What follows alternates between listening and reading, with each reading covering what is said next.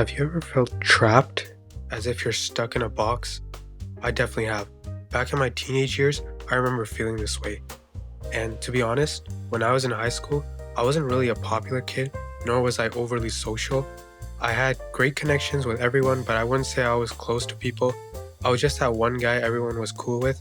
So for a while, I did have this feeling of being alone, and that loneliness kind of made me feel trapped. You feel a lot of different emotions when you're alone. I remember a big one I was feeling was frustration. In a way, I was frustrated being alone and living the same life over and over again, going to the same school, then coming back, walking those same halls. It was so repetitive. There was also frustration in not accomplishing anything, or at least that's how I felt. Like, I really wanted to go to the gym and get a part-time job, but I was never able to. Without money, I couldn't sign up for a gym membership, and the job market was so bad that as a teenager, I wasn't able to get a part-time job. So really, I did feel like I wasn't accomplishing anything, because even school started to feel so formulaic. It really did feel like I was wasting my life away and living such a boring life. So that frustration was just me being upset that I was trying to get out of that formulaic rut, but I couldn't. And just that thought kept keeping me down. Some days, it felt like claustrophobia in a figurative sense. I was just stuck in this box and couldn't get out, and it just kept gnawing at me. Even scrolling on social media was boring because everything was the same. My high school didn't have a lot of clubs, and the clubs they did have weren't really my interests. I remember seeing a flyer for a board game club. I wasn't a big board game guy myself. Heck, the only board game I do play is chess, and even that wasn't in this club. It was just nerdy stuff like D&D, Magic the Gathering, and stuff like that. And when I say nerdy stuff, I generally don't mean it in a bad way. I myself collect comic books and manga, so I'm not really one to talk. So when I decided to join this board game club, it was mostly along the lines of, well, it's not Superman fighting Lex Luthor, but close enough. Anyway, when I got to this board game club, I really did feel out of place, because most people were talking about Magic the Gathering, and at one point, the board game club was just a big Magic the Gathering tournament. No other games were being played.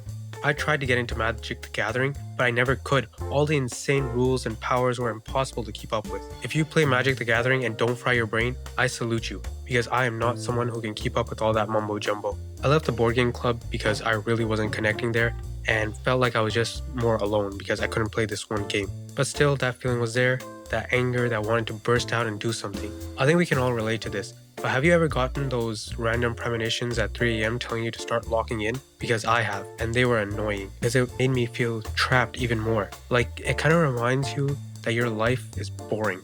I did find a few friends though, and we started eating lunch together. These guys were great. One of my favorite moments was when we played football or soccer together. I finally had that sense of freedom hitting me. Like, I finally broke out of these chains. I was like Elsa in her Let It Go musical number. But then another issue arose, and that was COVID. Everyone was told to stay home. I honestly had a love-hate relationship with the lockdown. I loved that I could finally take a break from all my studies and schoolwork. Basically, our school announced that any assignment a kid handed in, they weren't able to fail that assignment, and in doing so, couldn't fail their classes. It was a dream come true. I could take a break from stress. I never really liked school and just found it overbearing. So when you get the opportunity to not take school seriously, you take it. But I hated that I was never able to meet with people, and because of that, those feelings of isolation came back. I was again living a repetitive life. The pandemic happened when I was 16 and in 11th grade. So, when it came to 12th grade, it was also bad. Classes were back. That didn't help. The class structure was weird. Half the students were online in a Zoom call, while others were in person, seated far from each other, and it would alternate. Sometimes I would be at home, and sometimes I would be in school. And if I was in school, we weren't allowed to meet or talk with anyone. The teachers made sure of that. So I was back to where it started. But this time was different. Because of COVID, I felt a bit numb. Anytime I would talk to anyone after these restrictions were gone, it just felt weird. And I never felt a connection. And for some reason, I couldn't keep a conversation up for more than 5 minutes. I noticed a few other things that were happening too. I had a mental fog. Like, I was stuttering a lot and just couldn't think of the right words to use in certain phrases. For example, my conversations before were like this: "Hey, I just found a new way to shovel the snow. It's much more practical." But after COVID, they sounded like this: "Hey, I just found a new way to shovel the snow. It's much more, how do you say it? What's that word I'm looking for? This brain fog was annoying. Another thing I started to feel was just a sense of annoyance. Now, being irritated is normal, but when you spend time in isolation, you become irritated at the smallest thing. Like if someone calls you on the phone, or that silence in your room, or even if you get a pop-up ad while you're playing a sketchy mobile game. The patience you have goes out the door. I remember I used to get irritable just when people would call my name. Like, for some reason, I just hated that. It's crazy the amount of emotions you go through. I remember when I was in university, my friend got a car. He asked me to come along with him. This was in my dorm at 12 a.m. I said, sure, why not? Then I basically got kidnapped to another city. So around 1 a.m., we were randomly driving in another city, looking at buildings in the downtown area. I'm talking about this because I remember the exact feeling I had during that moment. I had a sense of explosion. Although we just went to another city, I felt a sense of rush. I wasn't living in my little bubble anymore. I was in a random city doing something completely new. And that new experience gave me that sense of adrenaline, even though it wasn't anything that big.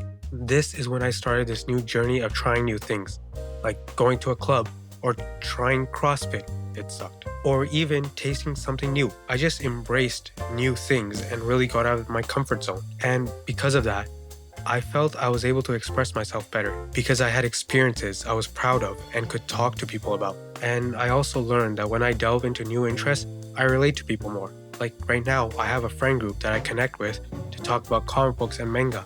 And I have a completely separate friend group that I connect with about football or soccer. The more you look into yourself and express your interests, the more you can connect with people and hopefully get out of loneliness. If you could take one message from this video, it would be to reject solitude and embrace companionship. That means getting out of your comfort zone and trying new things, and also expressing those new things so people can talk to you. If you secretly listen to One Direction because you're too embarrassed to admit you've been a Directioner from the very beginning and still love their songs, then you won't be able to connect with other people in that same niche. That is my takeaway for this video, which also brings this video to an end. With your permission, I'll be signing off now. Goodbye.